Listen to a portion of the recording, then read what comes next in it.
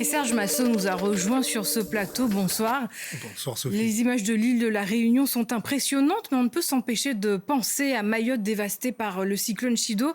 Pourquoi Garance semble avoir fait moins de dégâts? D'abord parce que les Réunionnais sont plus habitués. Ces 3 dernières années, la Réunion a vécu le passage de 4 cyclones violents.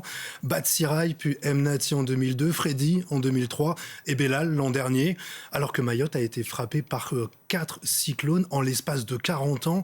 Et Chido était le plus violent depuis 1934.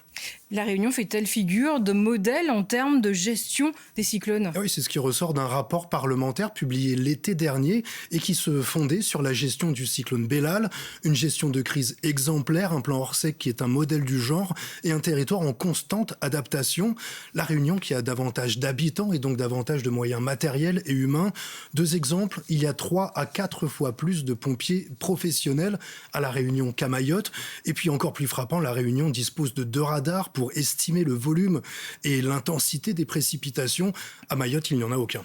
On peut dire que les Réunionnais ont acquis cette culture du risque cyclonique. Ah oui, ce même rapport parlait d'une population réunionnaise qui suit scrupuleusement les consignes, mais une culture du risque, ça s'apprend et dès le plus jeune âge, avec cette tortue, par exemple, du programme scolaire Paré, pas paré, qui enseigne aux enfants de CM1, CM2 et de 6e les risques et les gestes à suivre. Et puis surtout, il y a la qualité des habitations qui nous rappelle un peu cette comptine pour enfants, des habitations essentiellement en dur à La Réunion et qui résistent, et des habitations essentiellement en tôle et en bois à Mayotte et qui sont soufflées par le vent.